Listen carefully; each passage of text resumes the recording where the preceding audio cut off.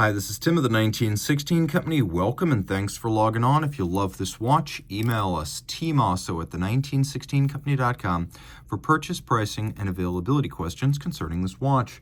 Today we're discussing a 2023 midsummer launch from Omega. This is the Seamaster Aqua Terra Summer Blue, part of a series of Summer Blue Seamasters that came out in the summer of 2023. It has a distinctive dial and a distinctive caseback, but all around, it's representative of the Seamaster Aqua Terra as it's been on sale since 2017. So 41 millimeters in diameter in steel, 13.5 millimeters thick, and due to the pivoted end links of the bracelet, the lug-to-lug length is the total distance across the wrist. 47.6, 20 millimeter spacing in between the lugs. We'll throw it on my 16 centimeter circumference wrist, where it wears nicely comfortably. And as modern Omegas go, fairly flat. Taking a quick look down the barrel, you can see the lugs are not near the edge of my wrist, so I could recommend this watch for a wrist as small as 15 centimeters circumference. Zoom out, it looks even better and better. And yeah, with a sloped case flank and a reasonable thickness, it should fit underneath a dress cuff. Of course, the Aqua Terra has always been the surf-turf Seamaster. It was brought online in the early 2000s, right as the historic and long-running Seamaster 120 was phased out, so it's more or less the direct successor to that. You can see there's no rotating dive bezel. This is for the deck of your yacht, it's for the ballroom at the yacht club, it's for playing with the kids in the yard. It is not for Comex or anything of the sort. That said, it does have a screw-down crown. It is still 150 meters water resistant. Taking a look at the case, we've got the lyre-style lugs. We know them well. They've been a feature of Seamasters and Speedmasters since the early 60s. Inward bevel in satin, outward bevel in polished satin finished caseband, conical bezel, screw-down crown with polish and media blast, and then we have a dial with summer blue tone. So it's part of the lately fashionable, and by that I mean roughly the last decade, in which gradient fade, fume, smoked dials, what Rolex used to call vignette dials, have been very, very popular. So silver blue at the center, a darker, more saturated blue at the edge. You can see that there is a metallic brushed sunburst pattern here. It's subtle, but it's there.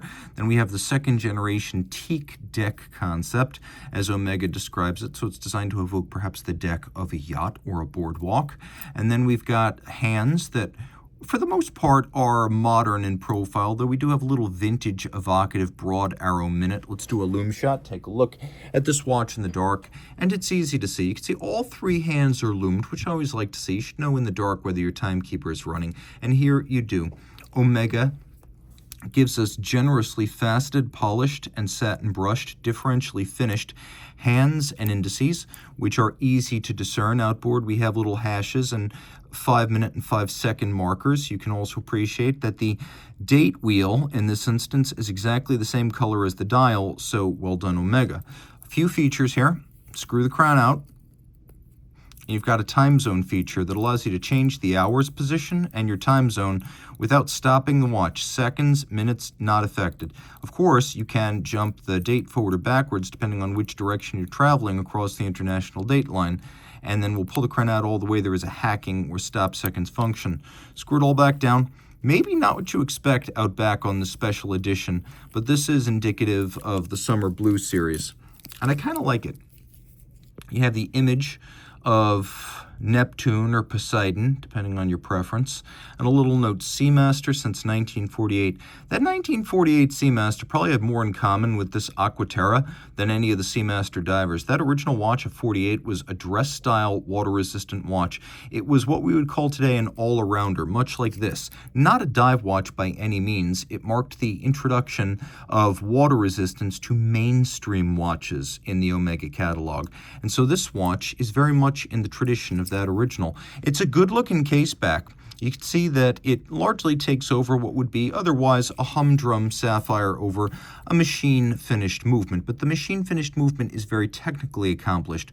Automatic winding, twin barrels, 60-hour power reserve, stop seconds, independently mobile hour hand, master chronometer certified, a standard created by Omega and the Swiss Federal Institute of Metrology. To date, very few brands have met the standard of a master chronometer. It's pretty much just Omega and Teak tutor at this point doing master chronometers in series. It means that unlike the bare movement 5-position test of the COSC chronometer certification, this is a 6-position test of the fully assembled watch. In other words, the watch as you'll wear it. It involves chronometry to the COSC standard and beyond because of the 6th position, power reserve, winding efficiency, water resistance, overall durability, and extreme anti-magnetism to over 15,000 Gauss. Along those lines, the watch has an anti-magnetic balance staff, balance escapement, and a silicone hairspring. It also has a full balance bridge with a free-sprung balance for shock resistance, but also thanks to the free-sprung balance, very precise adjustment. The twin barrels give you a nice flat torque curve throughout the power range of the power reserve, so it doesn't surge and wane depending on how well it is wound or how much it is wound. And then there is the tri-level coaxial escapement, which trades the sliding friction of a traditional Swiss lever for tangential friction, which is less. It improves power reserve. It improves chronometry. It reduces maintenance requirements. And it was invented by British watchmaking great George Daniels in 1974 and industrialized by Omega in 1999, and this is caliber 8900. If you love this watch, reach out to Team Mosso at the 1916company.com for purchase and pricing details.